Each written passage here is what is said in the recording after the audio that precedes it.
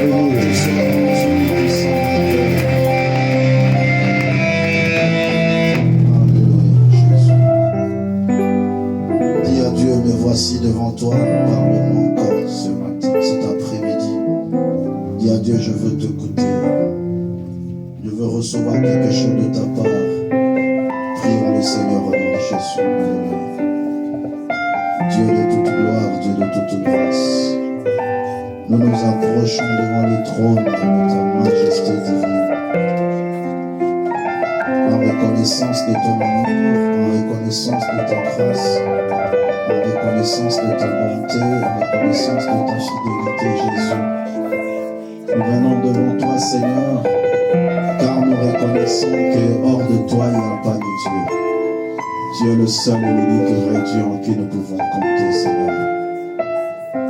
Tu vas prier, tu vas dire à Dieu, Seigneur, aujourd'hui je veux que tu fasses quelque chose pour moi.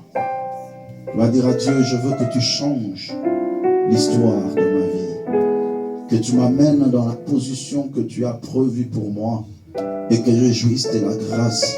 Avant même la fin de cette année, dans quelques jours qui restent, je veux expérimenter la gloire de Dieu. Prions ensemble. Au nom de Jésus, alléluia.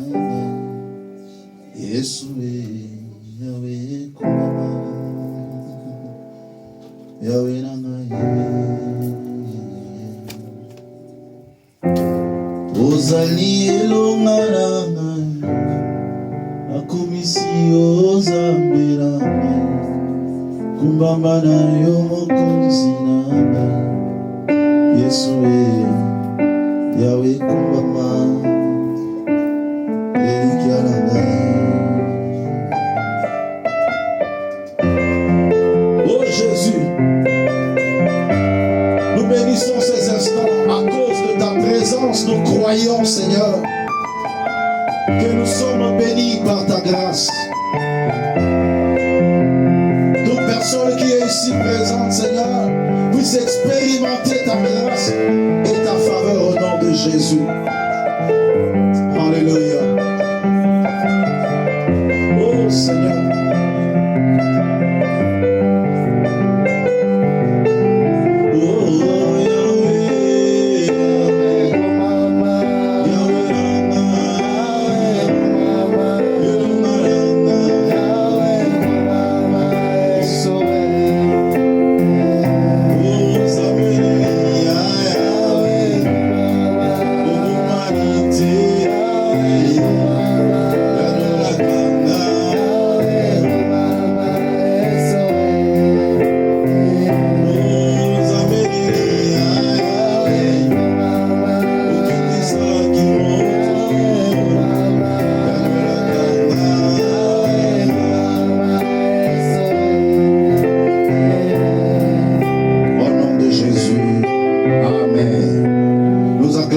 Jésus.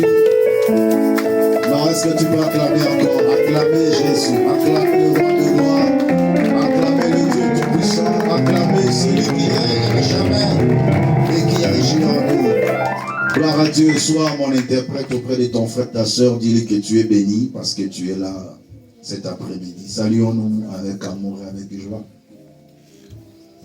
Gloire à l'éternel Dieu. Dieu nous a accordé le souffle de vie, il nous a accordé la force. Nous bénissons le Seigneur pour ces dimanches par sa grâce. Amen. Amen. Gloire à Dieu. Nous allons partager les Saintes Écritures.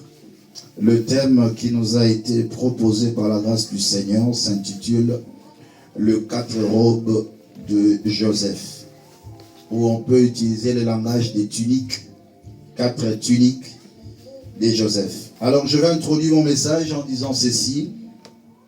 Les 4 robes de Joseph nous révèlent l'évolution de la vie de l'homme qui marche avec Dieu. Les 4 étapes, les 4 dimensions de la vie d'une personne qui marche avec Dieu. C'est tellement symbolique, alors il faut suivre très très bien ce que je vais dire. Je ne serai pas long dans mon message, mais je vais être très concis et court pour permettre à tout un chacun de retenir l'essentiel de la parole qui nous sera annoncée cet après-midi. Amen. Amen. Vous devez savoir d'abord, avant d'entrer en jeu, que la tunique, la robe, dans le langage prophétique, révèle les œuvres. Dans la majorité des cas, lorsqu'on parle des habits dans la Bible, prophétiquement parlant, parce que même la Bible déclare, il nous a été donné de revêtir du phala, qui sont les œuvres justes de saints. Alléluia. Amen. Et cela peut se manifester aussi par des conséquences d'une situation. Voilà pourquoi dans la Bible, surtout dans l'Ancienne Alliance, il y avait quelque chose qui s'est passé toujours lorsqu'on veut valoriser une personne. On devait lui donner un habit, on devait lui revêtir. En ce temps-là, on utilisait plus le phala ou les habits en pourpre parce que c'était des habits de qualité. Et cela manifestait la valeur qu'on devait donner à la personne qui est honorée. Si vous pouvez vous souvenir, le jour où l'enfant prodigue revenait auprès de son père, quand son père l'a agréé et l'a admis dans sa présence, il a ordonné en disant ceci: mettez-lui l'anneau au doigt, revêtez-lui de pourpre la plus belle robe et qu'on puisse fester. Alléluia. Pourquoi il devait lui revêtir de la robe? Parce que cet enfant change de situation. Il change d'étape de vie. Il quitte comme étant un mercenaire qui souffrait autrefois. Cependant, il est le fils du roi. Cependant, son père est riche, mais lui souffrait. Il avait une position de la médiocrité. Alors, lorsqu'on veut lui changer de position, on lui revêt aussi d'un habit. Mais laisse-moi te dire, on ne peut pas revêtir quelqu'un d'un habit si on ne le dépouille pas d'un autre. Amen. Ça, c'est un élément qu'il faut comprendre. À chaque fois qu'on veut revêtir quelqu'un un habit, c'est qu'on doit enlever le précédent. Alors, si l'habit qu'on veut faire porter à l'enfant prodigue était un habit de gloire, c'est que l'habit qu'il avait avant, la robe qu'il portait avant, c'était une robe d'humiliation, de blocage et de sécheresse. Qui a dit Amen? Donc pour dire que la robe symbolisait la réalité auquel la vie d'un homme passait. Et dans la vie de Joseph, nous avions connu 4 robes essentielles que nous aurons à vérifier par rapport à la lumière de la parole de Dieu. Alors si Berger peut marcher avec moi rapidement pour que nous puissions bien évoluer ensemble par la grâce du Seigneur. Amen. Amen. Alors on va commencer par le premier habit ou la première robe. Je suis dans Genèse 37, versets 3 à 4. Je vais d'abord citer, après on va entrer dans la révélation par la grâce du Seigneur. Est-ce que vous êtes là pour écouter Dieu parler? Amen. Que le nom du Seigneur soit glorifié. Genèse 37, on commence à partir de 3 jusqu'au verset 4. Vous lisez ça. Genèse 37, 3 à 4. Israël aimait Joseph plus que tous ses autres fils, parce qu'il l'avait eu dans sa vieillesse. Et il lui fit une tunique de plusieurs couleurs. Prends le micro, papa. Il est en train de lire Genèse 37, 3 à 4. Genèse 37, je commence par le verset 3 jusqu'au verset 4. Oui. Israël aimait Joseph plus que tous ses autres fils, parce qu'il l'avait eu dans sa vieillesse. Et il lui fit une tunique de plusieurs couleurs. Ses frères virent que le père l'aimait plus que tous, et ils le prirent en haine. Ils ne pouvaient lui parler avec amitié. La robe que le père avait donnée a déclenché la haine. Première robe, c'était la robe de plusieurs couleurs qui a été cousue par son père, qui manifestait une marque de démarcation avec ses frères. Et cette robe a été dépouillée par ses frères suite à leur jalousie. Toujours le même chapitre, verset 31 en 32. Ils prirent alors la tunique de Joseph et ayant tué un bouc, ils plongèrent la tunique dans le sang.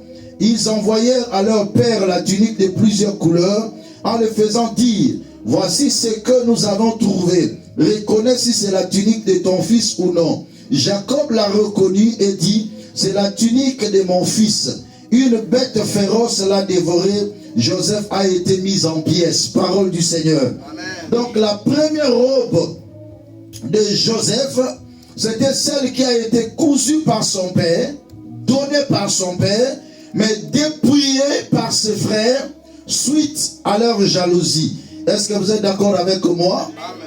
Gloire à Dieu. Deuxième tunique, je suis dans Genèse 39, versets 7 à 14. Je lis la parole de Dieu. Genèse 39, 7 à 14. Après ces choses, il arriva que la femme de son maître porta les yeux sur Joseph et dit: couche avec moi. Il refusa et dit à la femme de son maître: voici, mon maître ne prend avec moi connaissance de rien dans la maison. Il a remis entre mes mains tout ce qui lui appartient.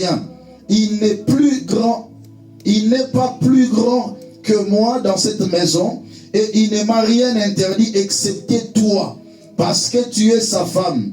Comment ferais-je un aussi grand mal et pécherais-je contre Dieu?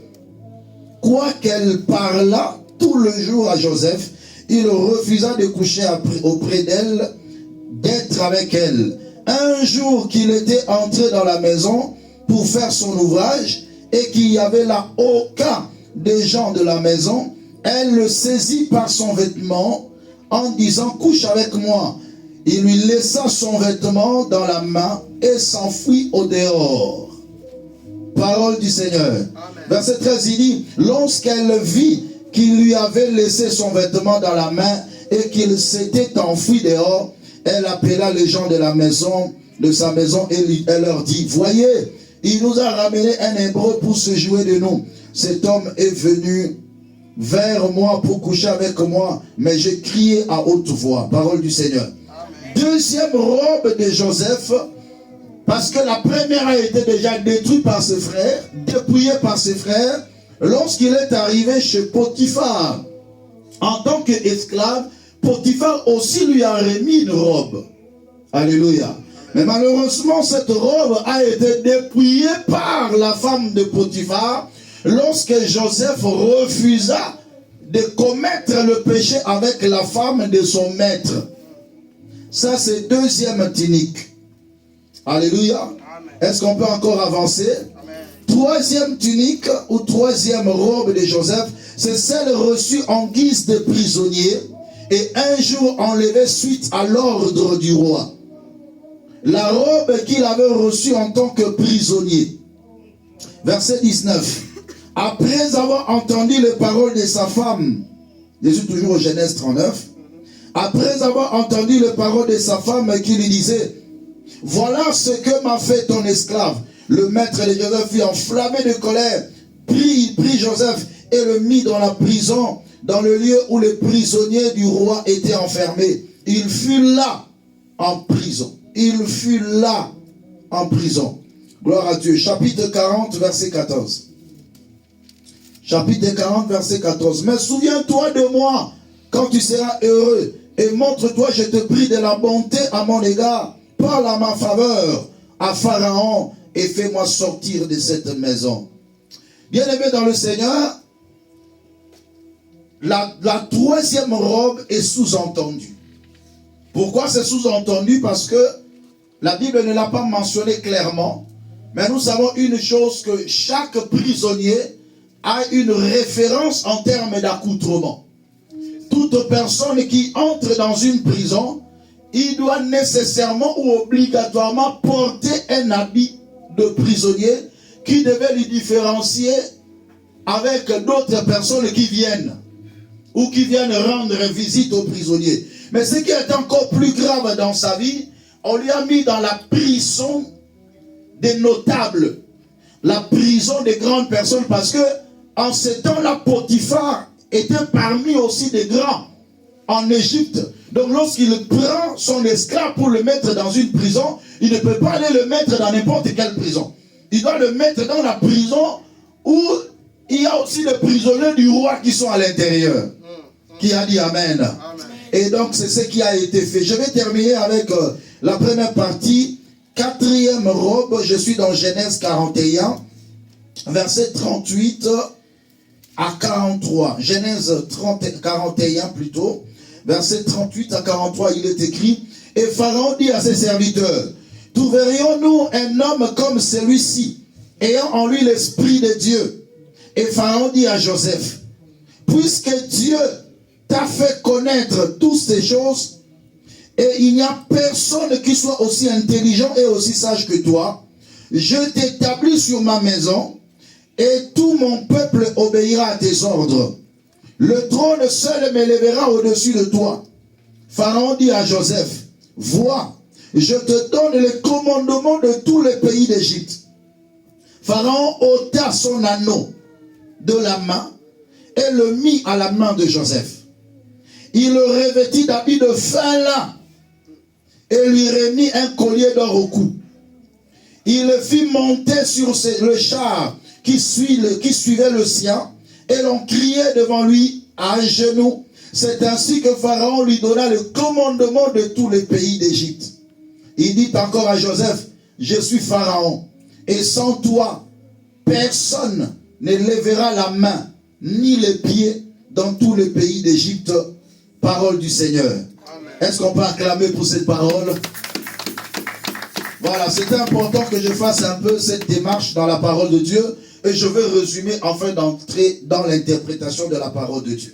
Je vais vous parler, comme je disais tantôt, de 4 robes de Joseph. Première robe, c'est la robe qui lui a été donnée par son père, mais ravie et dépouillée par ses frères à cause de leur jalousie. Deuxième robe, reçue en guise d'esclavage, comme étant esclave, mais qui a été dépouillée par la femme de Potiphar suite à sa fuite du péché. Troisième robe, c'est la robe de la prison. En entrant dans la prison, il a été revêtu aussi de robe, mais cette robe a été dépouillée par Pharaon lorsqu'il veut l'introniser dans la gloire, afin de lui revêtir la quatrième robe qui lui resta comme marque de dignité et de gloire. Amen. Voilà les 4 étapes de la vie d'une personne qui marche avec Dieu. Les 4 robes représentent les 4 étapes de la vie d'une personne qui marche avec Dieu. Ou quelques principes que nous aurons à donner par-ci par-là, pour nous permettre de savoir comment marcher pour atteindre une dimension plus élevée parce que nous marchons avec le Seigneur. Je déclare et je décrète. Toute personne qui marche avec Dieu, sa vie finit toujours par une réussite avec éclat au nom de Jésus. Que cela soit ainsi dans ta vie, je le déclare et je le prophétise au nom puissant de Jésus-Christ. La première tunique a été reçue venant de son père. On peut dire que c'est une bénédiction. Oui. On peut dire que c'est un héritage que le père, à cause de l'amour qu'il a vis-à-vis de son fils, il offre une tunique de plusieurs couleurs. Dans le parcours de notre vie, il se peut que nous puissions aussi rencontrer cette première tunique qu'on va nous revêtir. C'est la tunique qui provient de nos familles. Ça peut être en termes de positivité ou de négativité. Il y a plusieurs personnes qui ont été revêtues de la logique de leur famille, de la coutume et de la tradition de leur famille, bref, de la familiarité. La première tunique représente la familiarité. Le lien qu'a une personne avec sa famille. La valeur que la famille peut t'accorder, ou même l'héritage de la malédiction que tu peux recevoir de la famille. Parce que vous devez savoir, dans une famille, la qualité d'une vie d'une personne dépend aussi de l'héritage qu'il reçoit de sa famille. Qu'est-ce que tu as reçu de ta famille? En termes de bénédiction ou en termes de malédiction? Une famille qui est bénie lègue aussi un héritage de la bénédiction. Mais une famille aussi qui est maudite lègue un héritage de la malédiction. Nous avons vu que cette robe qu'il a reçue a été une occasion de destruction même de sa vie. Cette robe qu'il a reçue a été une occasion de la haine vis-à-vis de ses frères. Un enfant de Dieu doit connaître une chose. Que le relève de la famille n'est pas nécessairement ce que Dieu a prévu pour nous. La bénédiction venant de ta famille ne peut pas être nécessairement ce que Dieu a prévu pour nous. Amen. Chacun de nous a une lignée que Dieu a tracée en sa faveur. Amen. Beaucoup de gens parfois s'entretuent pour l'héritage de la famille. Beaucoup de gens sont détruits à cause de l'héritage de la famille. Pourquoi? Parce qu'ils ont mis leur cœur dedans. Parce qu'ils ont mis leur espérance dedans. Ils ne croient pas que d'eux-mêmes, ils peuvent aussi devenir de quelqu'un dans la vie. Amen. Alléluia. Ça constitue un blocage. La tunique était une marque de démarcation. Une marque d'autorité. Une marque c'est comme s'il était privilégié. Comme s'il était héritier principal, appelé en d'autres termes un liquidateur. Alléluia. Et ses frères se sont dit non. Nous ne pouvons pas accepter que ce petit enfant devienne devant nous comme un chef, comme un roi. Non, on ne peut pas l'accepter. Je suis venu dire à quelqu'un, ils se sont dit non, cet enfant doit hériter beaucoup parce que papa l'aime. Nous allons l'éloigner loin de notre père et on va voir comment il va hériter des choses. Je suis venu dire à quelqu'un, même si tu es privé de l'héritage de la famille, Dieu te réserve un héritage plus supérieur au nom de Jésus-Christ de Nazareth. Je pense un jour à une personne appelée Saül, qui lui aussi avait perdu, son père avait perdu des ânesses qui constituaient comme étant un héritage familial pour lui. Et son père lui dit, va aller chercher ces ânesses-là. Alléluia. Un enfant est allé monter des montagnes, escalader. Il a souffert pour chercher quoi? Des ânesses, l'héritage familial. Mais pendant qu'il partait là, le Dieu dans sa haute dimension avait réservé un héritage national pour lui. Voilà pourquoi Samuel lui dit, ne t'inquiète pas pour les ânesses, parce que ce que Dieu t'a réservé est bien plus grand. Je suis venu dire à quelqu'un, même si dans ta famille il y a un héritage négatif, mais ce que Dieu réserve pour toi est bien plus grand au nom puissant de Jésus. Ne sois pas trop collé à la familiarité. Parce que si maintenant c'est négatif, tu fais quoi? Tu hérites la malédiction.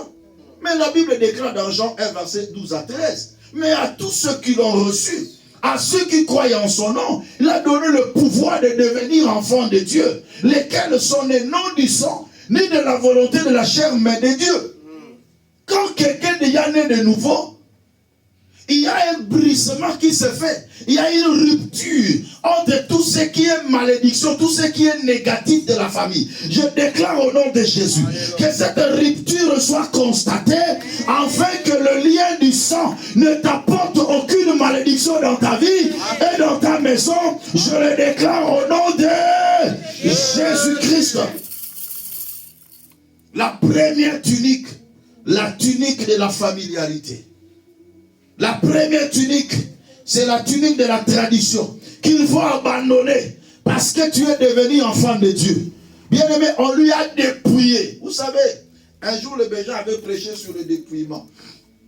Il y a des temps où c'est toi-même qui te dépouilles, où les gens te dépouillent.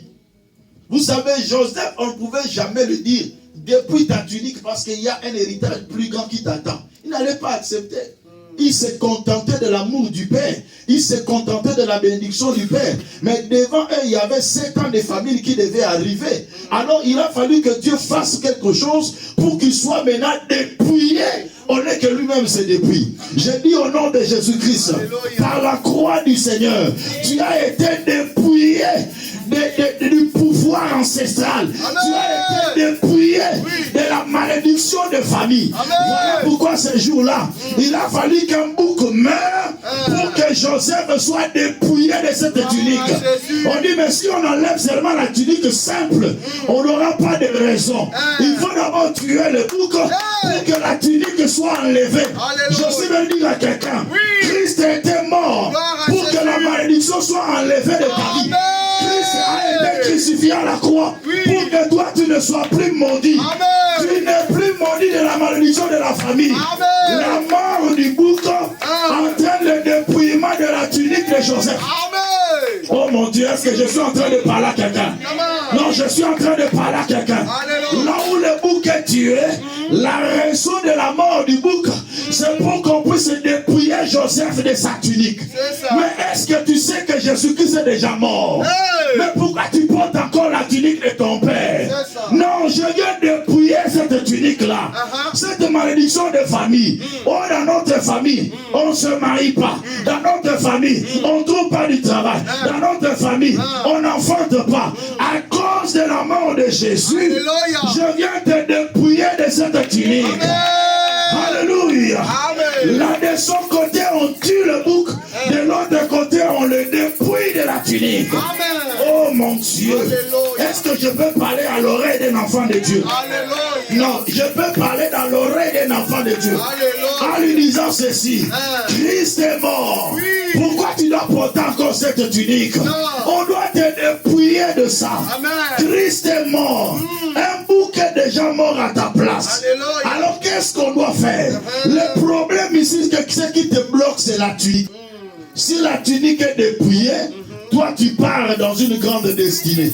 Si la tunique est dépouillée, toi tu vas plus loin. La tunique te rapproche toujours de la famille. Te rapproche toujours de la famille. Mais cependant, un bouc est déjà mort. C'est ça. Regarde ton frère, dit, le bouc est déjà mort. Alléluia. Ne garde plus ta tunique. Laisse-toi qu'on t'enlève ça. Qu'on te dépouille de ça. Mais toi dans ta tête, dis, mais qu'est-ce que je vais porter? Ne t'en fais pas de ça. Alléluia. Tu regardes l'héritage de la famille, mais Dieu te réserve un héritage encore bien plus grand. Alléluia. C'est le moment de comprendre. Je ne peux plus vivre la malédiction de ma famille parce qu'un bouc a été mort et on a une raison à donner à papa. J'ai une raison à donner à la famille. Mais pourquoi tu ne vis pas la malédiction de la famille? Christ est mort. Il m'a dépouillé de la malédiction de la famille. Je ne peux plus vivre ça. Je ne peux plus vivre ça. Je suis dans votre famille, mais je ne vis pas comme votre famille. Je suis dans votre famille, mais je ne porte plus la tunique de mon père. Parce qu'un bouc est mort, on a une raison de dire à mon père que Joseph est mort. Mais ce n'est pas Joseph qui est mort. Mais le Joseph est vivant parce que le bouc est mort à la place de Joseph. My God, my God, my God. Malinga kaba yebisa papa. Na ndenge mususu. Toza yebisa papa boye. Tini kwana mutalata yango ezanan. Joseph. Mais na minute babi un animal forest a dévoré Joseph. Mais animal a mon nani. O a dévoré Joseph. Animal a mon nani. Vous avez un animal ou un animal? Hein? Est-ce que tu as besoin de savoir cet animal? Parce que cet animal n'a jamais existé. Alléluia. Amen. Mais qui a été dévoré? C'est le bouc qui a été dévoré. Amen. Mais dévoré par un animal. Mais quel était cet animal? C'était la colère de Dieu. La puissance de la colère de Dieu à la croix a tué Jésus-Christ de Nazareth à ta place. Amen. Et pendant qu'il était dépouillé, il a porté ta robe de malédiction. Voilà pourquoi il est écrit: maudit soit quiconque est pendu au bois. Il a pris la malédiction à la croix. Il est mort à la croix. Il t'a dépouillé de cette tunique. Lui-même l'a porté. Et on apporte cette tunique pleine de sang. Mais le sang là, ce n'était pas le sang de Joseph. Mais le sang là était le sang de bouc qui avait purifié Joseph pour les séparer de la malédiction de la famille. Parce qu'il y a une gloire qui attend devant. Il y a une gloire qui t'attend devant. Il y a une gloire, une bénédiction qui t'attend devant. Dis à ton frère, il y a une gloire qui m'attend devant. Il y a une gloire qui m'attend devant. Oh, dis oui, il y a une gloire qui m'attend devant. Oh my God, my God, my God. My God, my God. Ils ont dit à leur papa, un animal féroce l'a dévoré. Voici la tunique pleine de sang. La tunique pleine de sang. Mais le sang de qui? Le sang de bouc. Et quand Jacob pleurait. Ah, mon fils Joseph. Joseph a été mis en pièces. Que deviendrai-je? Mais j'ai dit Jacob, celui que tu pleures n'est pas Joseph. Celui que tu pleures, c'est le bouc. Je suis venu dire à quelqu'un, alléluia. Mutu aza malade wana eza yote. Aza malheureux wana eza yote. Aza maudit wana, ce n'est pas toi. Mais toi tu es quelque part. C'est le bouc qui était mort. Mais vous savez, parfois ça m'étonne. Jacob était un prophète.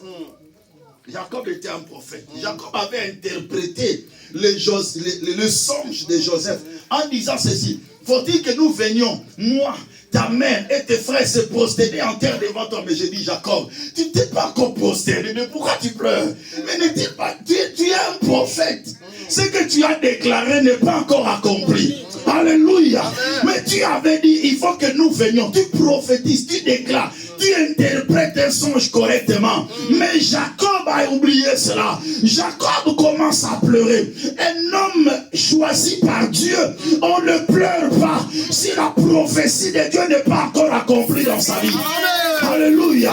Même si tu vois la tunique lui a été arrachée, mais ne le pleure pas. Alléluia. Parce que cette tunique-là cachait des choses éphémères. C'est ça. Mais il y a des choses plus grandes. Amen. Dis à ton frère, il y a des choses plus grandes sur le chemin. Il y a des choses plus grandes sur le chemin. Alléluia. Amen. On commence à monter des étapes. Est-ce qu'on peut avancer encore? Avance. Deuxième dimension, c'est la deuxième robe. Il arrive maintenant, on le vend chez Potiphar. Potiphar était un notable. Un homme très élevé dans le quartier, dans la cité, dans le pays d'Égypte. Il dit, ah, cet homme, c'est un bon monsieur. Il le reçoit avec joie. La Bible déclare, une fois que Potiphar le responsabilise, la maison de Potiphar est bénie. Ah, tu as son nom. Alléluia. La Bible déclare, Potiphar l'établit chef des esclaves.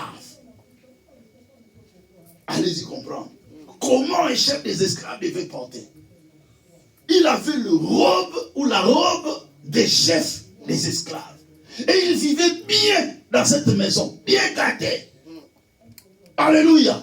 Recevant des cadeaux de la femme de Potiphar. Parce que la femme de Potiphar commençait à l'aimer. Deuxième technique.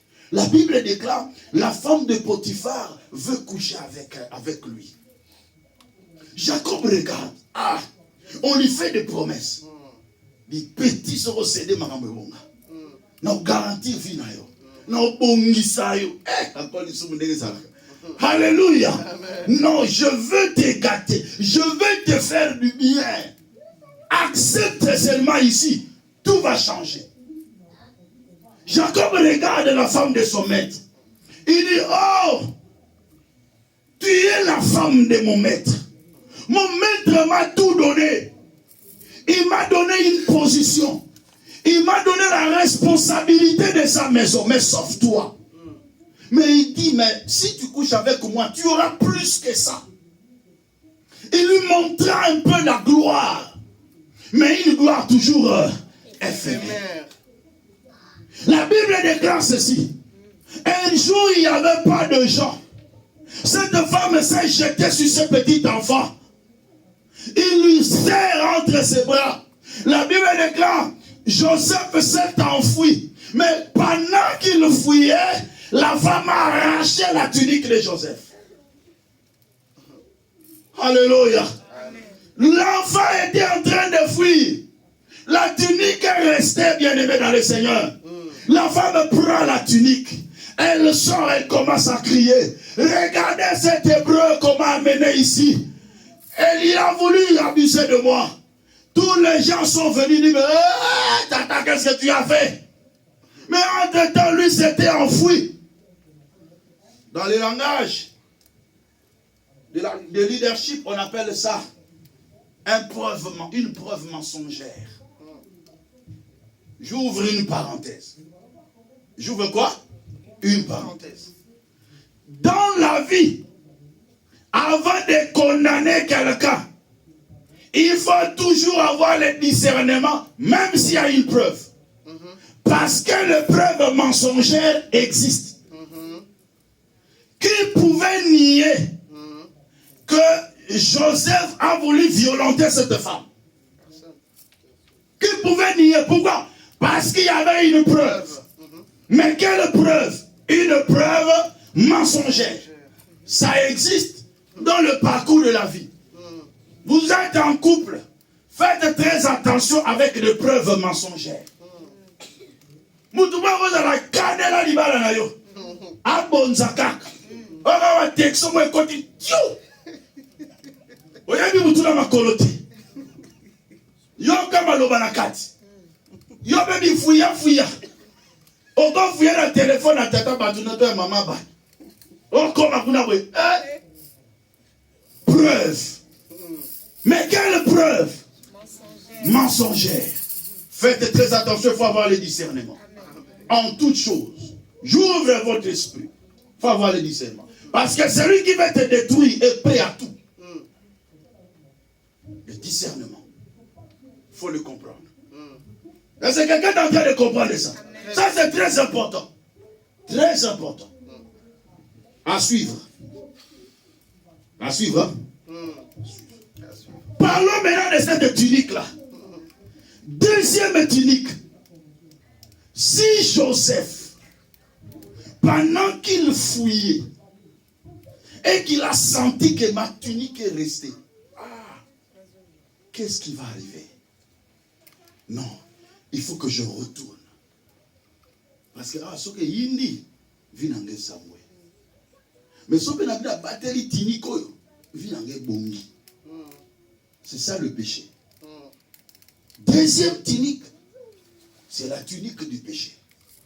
En tant qu'enfant de Dieu, tu seras dans une dimension où le péché commence à te produire une bénédiction. C'est une robe, mais d'une gloire éphémère. Et c'est quelqu'un qui est en train de comprendre? Parce que Joseph pouvait accepter de garder cette tunique. Mais pour avoir la bénédiction dans la maison de Potiphar. Cependant, les 7 ans de famine détruira la bénédiction du Potiphar. Est-ce que quelqu'un est en train de comprendre? Lui aussi mourra dans la famine. La bénédiction que tu cherches dans le péché, ce sont des bénédictions éphémères. Que tu peux t'en jouir aujourd'hui. Mais demain, un malheur s'abattra sur toi. Est-ce que vous êtes en train de comprendre? 1 Jean chapitre 2, verset 15 à 16. N'aimez point le monde, ni les choses qui sont dans le monde. Celui qui aime le monde, l'amour de Dieu n'est pas sur lui. Fuyez le mal, fuyez le péché, et ne pensez même pas au gain du péché. Voilà pourquoi Paul disait dans Philippiens 3, 7 à 8, mais des choses qui étaient pour moi de gain, je les ai regardées comme une perte. Les choses qui étaient pour moi de gain, je les ai regardées comme une perte à cause de Christ. Qu'est-ce qui était pour toi comme de gain? Amen. Philippiens 3, verset 7. Mais ces choses qui étaient pour moi des gains, Hein? je les ai regardées comme une perte. Je les ai regardées comme une perte. Qu'est-ce qui était pour toi comme un gain? Allez-y comprendre dans la vie de Joseph. C'était un gain pour lui. Alléluia. Amen. S'il courtisait avec la femme de son chef, moi, cadeau et pas ma Nicolonios. Il allait être bien gâté dans cette maison. Mais les choses qui étaient pour lui des gains, verset 8 maintenant, il a regardé ça comme une perte à cause de Christ. Et même, je regarde toutes ces choses comme une perte à cause de l'excellence de la connaissance de Jésus-Christ, mon Seigneur, pour lequel j'ai renoncé à tout. Pour lequel j'ai renoncé à tout. Et je le regarde comme de la boue. Je le regarde comme de la boue. Afin de gagner Christ. Afin de gagner Christ. Bien-aimé, tu n'es pas encore arrivé dans la dimension de la vie d'un chrétien. Si les choses qui étaient pour toi comme de gain, tu ne les as pas encore regardées comme de la boue. Parfois, il y a des gens qui s'attachent à des choses dont ils savent que c'est mal. Mais comme ils gagnent quelque chose là-dessus, ils ne veulent pas le quitter. Bien-aimé, aussi longtemps que tu ne quittes pas des gains sordides pour chercher ce qui est plus supérieur, ce qui est plus supérieur ne viendra jamais. Une sœur me dira, il dit, pasteur, je suis avec cet homme seulement en attendant. Si Dieu me donne le mien, je vais le quitter parce que ne t'en fais pas. Dieu ne te donnera jamais le tien aussi longtemps que tu as là. C'est en attendant là. Et c'était le mari d'autrui. Il dit,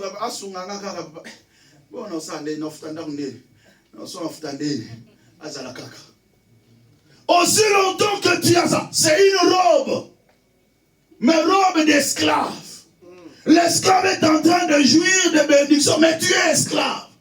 Malgré que Joseph était bien dans la maison de Potiphar, mais il avait pour titre esclave. Tu peux manger, tu peux avoir des habits, tu peux avoir des bijoux, mais avec quelle identité? Esclave. Joseph a accepté qu'advienne que pourra. Je ne vais pas retourner pour aller récupérer la preuve. Il y a d'autres choses, on ne récupère pas la preuve. On fuit d'abord. On fuit. La preuve, là, Dieu lui-même va te justifier. Amen. Moi, j'ai l'habitude de dire, le témoignage du Saint-Esprit est plus que le témoignage des hommes. Amen. Dans la vie, ne t'en fais pas pour le témoignage des hommes. Ton problème soit logique, soit dans la légalité. Quel que soit ce que le monde pourra dire, mais devant Dieu, tu es clean. Amen. Devant Dieu, tu es parfait. Devant Dieu, tu es saint. Amen. C'est ce qui est plus important. Amen. Alléluia. Amen. C'est ce qui est plus important. Même si on te critique du matin au soir, mais devant ton Dieu, sois correct. Amen. Sois correct. Très important. Alors, la deuxième robe a été dépouillée encore. On l'a dépouillé. On l'avait dépouillé. Pourquoi on l'avait dépouillé? Parce qu'il fouillait. Il y a certains biens qu'on va t'en dépouiller parce que tu ne veux pas le mal. Parce que tu veux vivre bien. Il y a certaines bénédictions, on va te dépouiller de cela. accepte qu'on puisse te dépouiller de tout ça.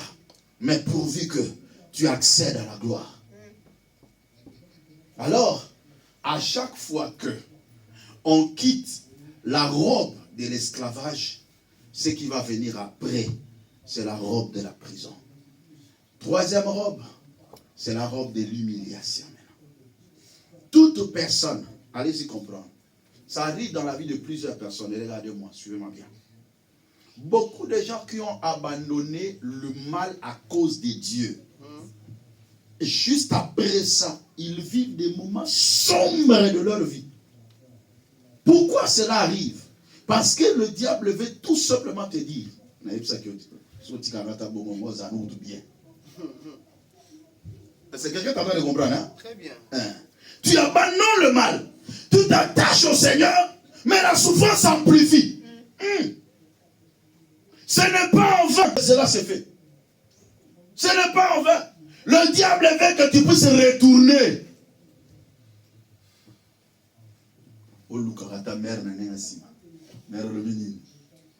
Est-ce que offre est valable? Dans la côte, non, c'est quelqu'un qui est en train de comprendre ça. Ça, c'est très important. Souvent, bien aimé, lorsqu'on abandonne le mal pour s'attacher au Seigneur, c'est comme si la souffrance s'amplifie. On entre dans le rejet, on entre dans l'abandon. Mais comment moi qui ai décidé d'abandonner le mal pour suivre le Seigneur, pourquoi ma vie se complique comme ça? Parce qu'après avoir laissé tomber la robe d'une gloire éphémère, on entre directement dans la robe de l'humiliation, de rejet, d'abandon et de l'oubli. Parce que dans la prison, Joseph a été oublié. Même les gens avec qui il a fait du bien. Il a témoigné, il a interprété même les songes et les chansons du roi. C'est-à-dire celui qui servait le vin auprès du roi. Il a interprété son songe. Il dit, souviens-toi de moi quand tu vas rentrer dans ton trône. Quand tu seras rétabli, parce qu'après 3 jours, on va te rétablir par le roi. Mais il dit, quand tu seras là, souviens-toi de moi. Mais on l'a oublié. Dans la 3e robe, tu verras que même les gens auprès de qui tu as fait du bien, mais les gens là t'abandonnent comme ça, te rejettent comme ça. Mais tu dis, mais qu'est-ce que je fais? C'est comme si tu es atteint d'un mauvais sort. Mais ce n'est pas le mauvais sort. C'est une étape. Alléluia. Amen. Voilà pourquoi David, ayant compris cela, un jour il dit dans Psaume 23, il dit, même quand je marcherai dans la vallée de l'ombre et de la mort, je ne crains aucun mal, car tu es avec moi. Il dit, quand je marcherai la vallée de l'ombre et de la mort, c'est l'humiliation. Parce que la vallée manifeste, c'est l'humiliation, l'oubli. Mais il dit pas lorsque je vais demeurer. La vallée n'est pas une demeure, mais la vallée est une traversée. Il dit, lorsque je marcherai dans la vallée de l'ombre de la mort, je déclare au nom de Jésus, l'humiliation de ta vie ne sera pas éternelle. La pauvreté que tu subis aujourd'hui ne sera pas éternelle. Mais c'est une traversée. Et Dieu ne t'abandonne pas. Il est avec toi. Il était dans la prison, mais le don d'interpréter les songes était toujours là. Amen. Alléluia. Amen. D'ailleurs, quand on entre dans la prison, il y a quelque chose qui se passe. On arrête de parler de ces songes et on commence à interpréter les songes d'autres personnes. Amen. Quand il était avec ses parents, avec ses frères, il parlait de lui. Il parlait de ses songes. Mais quand il entre dans l'humiliation, il exerce sa grâce. Je suis venu dire à quelqu'un, il y a une grâce qui est en toi. Le temps où tu porteras la robe de l'humiliation, c'est le moment où tu vas aiguiser ta grâce. C'est le moment où tu vas faire travailler ta grâce. C'est le moment où tes dons doivent travailler. Amen. La Bible déclare, si tu faiblis au jour de ta détresse, ta force ne sera que détresse. Il était dans un moment sombre de sa vie, dans un moment difficile de sa vie, mais il a exercé sa grâce. Amen. Quand tu traverseras cette période, n'oublie pas, il y a un don que Dieu a mis en toi. C'est le moment qu'il faut exercer ces dons-là. C'est le moment qu'il faut exercer cette grâce-là. Pendant que tu traverses des périodes sombres, tu as un talent à toi. C'est le moment d'aiguiser ce talent. afin de l'exploiter. Amen. Parce que c'est par là que Dieu passera. Vous savez, au moment de la prison, oh non, Joseph a augmenté son intimité avec Dieu. Alléluia. Dans des moments pareils, dans des moments de l'oubli, de rejet, c'est le moment où tu vas augmenter ton intimité avec Dieu, ton attachement à Dieu. Dieu te fera passer dans cette période, non pas pour que tu sois humilié des gens, mais pour que tu humilies ton cœur devant sa présence. C'est le moment où on prie beaucoup. Parce que quand on est dans une gloire éphémère, on ne prie pas trop. L'intimité qu'avait Joseph en tant qu'esclave n'était pas la même intimité qu'il avait avec Dieu quand il était prisonnier. Qui a dit Amen. Amen. Parce qu'en tant qu'esclave, on lui a mambala. Qui a dit Amen. Amen. Mais en tant que prisonnier, c'est le temps d'intimité. Et là, il commence à travailler. Il commence à interpréter des songes. La grâce commence à se développer. Alléluia. Oh bien-aimé, je prie au nom de Jésus que les talents qui sont cachés à toi puissent se développer au nom de Jésus. La grâce que Dieu t'a donnée puisse se révéler au nom puissant de Jésus. Il a dit, souviens-toi de moi quand tu seras dans la gloire. La Bible déclare dans Job chapitre 22, verset 27 à 30. Job 22, 27 à 30. On va lire ça rapidement. Bien aimé, lorsqu'il y a l'humiliation qui vient, c'est le moment d'entrer dans l'intimité avec Dieu. C'est le moment d'augmenter encore la dimension de la prière. C'est le moment encore de vivre la grâce. Ce n'est pas un moment de pleurs. Beaucoup de gens font de ce temps-là un moment de pleurs, un moment de tourment, un moment d'inquiétude. Non, non, non, frères et sœurs.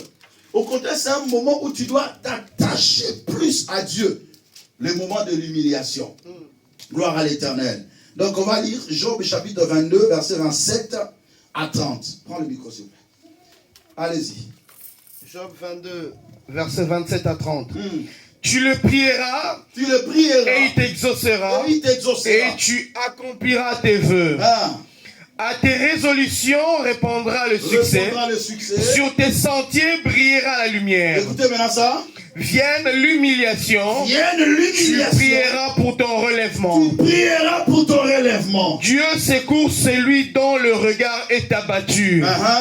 Il délivrera même le coupable qui devra son salut à la pureté de ses mains. Il délivrera même le coupable qui devra son salut à la pureté de ses mains. Quand vienne l'humiliation, tu prieras pour ton élévation. Pendant que tu traverses le moment d'humiliation, c'est le moment où tu dois prier pour que Dieu te relève. Et Dieu te délivrera. Amen. Il délivrera même d'autres personnes qui sont parfois des coupables, mais à la pureté de tes mains. Alléluia. Parce que tes mains sont pures. Parce que tu n'as pas touché à la femme de Potiphar. Alléluia. Parce que tu n'as pas touché au péché. Amen. Même vienne l'humiliation. Tu prieras pour ton élévation. Amen. Amen. Amen. Amen. Ceux qui sont purs devant Dieu, ou ceux qui se sanctifient devant l'Éternel, même si tu étais coupable autrefois, laisse que la pureté de Christ te sanctifie au nom de Jésus. Au nom de Jésus. Amen.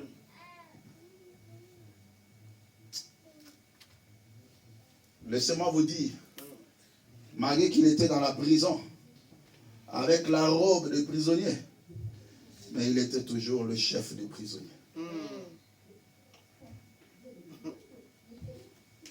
Toujours le chef des prisonniers. Quatrième point, la robe de gloire. La robe de gloire.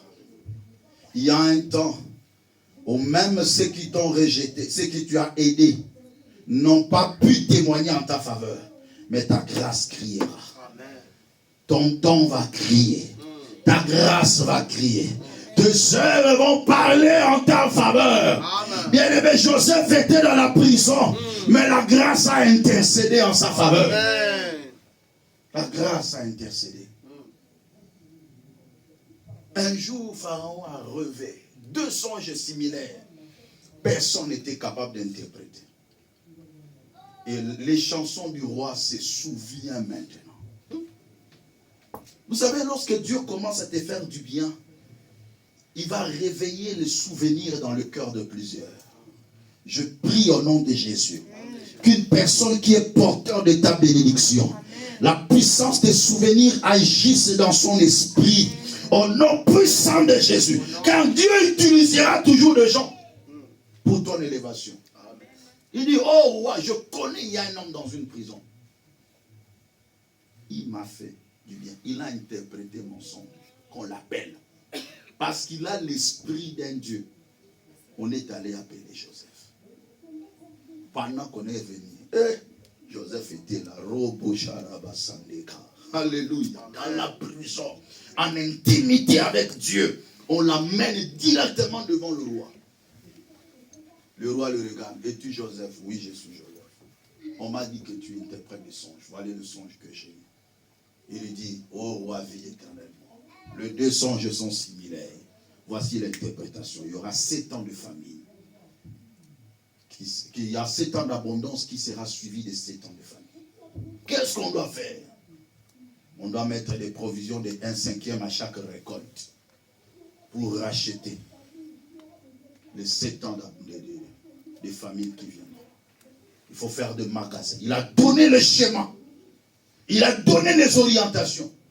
Celui qui a duré dans l'humiliation doit acquérir l'expérience. Afin que le jour où il aura l'opportunité, il met en œuvre et sa gloire se déclenche. Mais toi, tu es dans l'humiliation, ce que tu ne fais que pleurer tout le jour. Ça, je refuse ça. Dis à ton frère, je refuse ça. Non, dis-lui, je refuse ça. Au temps de l'humiliation, ce n'est pas le temps de pleurs. C'est le temps de s'emmagasiner et de se préparer pour une gloire future. Sors dans le temps de pleurs, de gémissements, de craintes, de lamentation. Sors de là. Prépare-toi à la gloire. Il donne le schéma. Pourquoi? Parce qu'il était un économiste. Mais un économiste est taillé sur mesure. Qu'il a appris en tant que prisonnier, qu'il a appris en tant qu'esclave. Parce qu'il gérait les deux entités. Papa, il a géré la maison, il a géré la prison. Les deux expériences lui a permis de gérer un grand pays. Partout où tu passes dans des moments sombres, acquiert des expériences. C'est l'école de Dieu. L'université de coups durs. Institut supérieur de sophrologie. Quand tu sors là, licencié en souffrance. Alléluia. Docteur en sophrologie. Et quand tu donnes le schéma aux gens, ils étaient bêtés là, et quand tu donnes un conseil, tu donnes un schéma, la personne qui l'applique, sa vie est bénie. Je déclare et je prophétise l'expérience que tu as acquise dans des moments sombres de ta vie puisse tailler le chemin de ta destinée, de ta gloire. Au nom puissant de Jésus, entre dans la gloire de Dieu. Entre dans la gloire de Dieu. Entre dans la gloire de Dieu. Entre dans la gloire de Dieu. La tout quatrième robe, c'est la gloire de la gloire. La robe de la gloire. Quand Pharaon a écouté cela, il dit, mais qui d'autre que toi?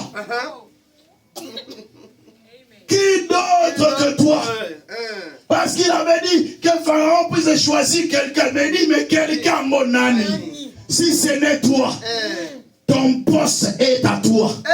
Ton élévation, personne ne prendra ta place. Ce que Dieu a tracé pour toi, il a tracé.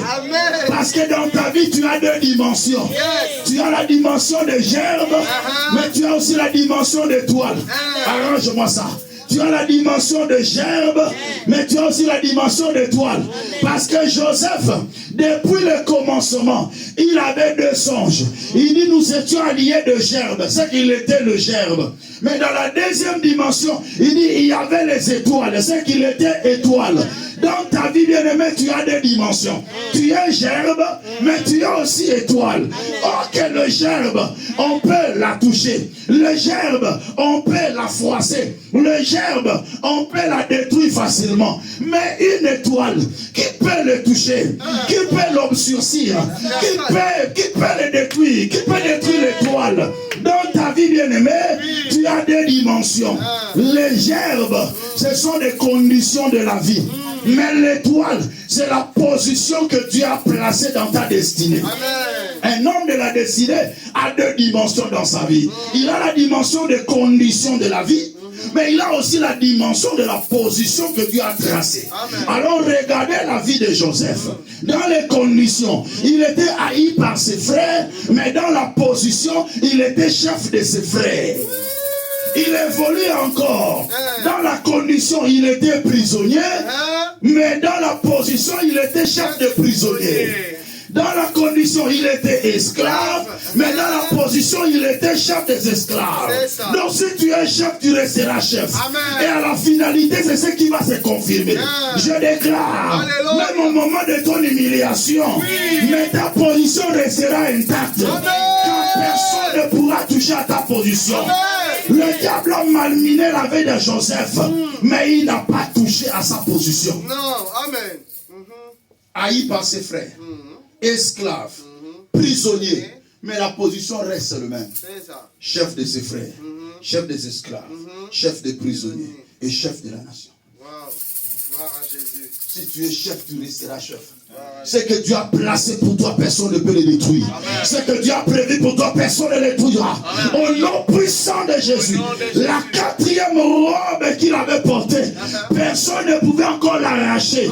Il dit, même moi-même, je ne peux pas être au-dessus de toi. Il n'y a que mon trône qui est au-dessus de toi. Donc cette robe que tu portes maintenant, la robe de fêlin, personne ne pourra t'enlever. Je dis, personne ne pourra t'enlever. Si Dieu marque un saut dans ta vie, personne ne peut le changer. Entre dans ta gloire. Amen. Lisez-moi 2 Corinthiens chapitre 4 verset 16 à 18 et je clôture mon message. Quand tu entres déjà dans ta gloire, 2 Corinthiens 4, personne d'autre ne peut t'enlever de là et te faire descendre. Personne. Verset 16 à 18. Quand tu es déjà là, au sommet, portant la quatrième robe, personne ne peut t'ôter cette robe. Allez-y. 2 Corinthiens 4, versets 16 à 18. C'est pourquoi nous ne perdons pas courage. Écoutez, nous ne perdons pas courage. Et lors même que notre homme extérieur se détruit, notre homme intérieur se renouvelle de jour en jour. Pendant qu'on te détruise dans la chair, mais en esprit, tu te renouvelles de jour en jour. Tu souffres dans la chair, mais spirituellement, tu deviens de plus en plus puissant. Allez-y. Car nos légères afflictions du moment présent, produisent pour nous, au-delà de toute mesure, un poids éternel de gloire. Parce que nous regardons. Non, répétez ça, papa. Car nos légères afflictions du moment présent. Il appelle ça les légères afflictions.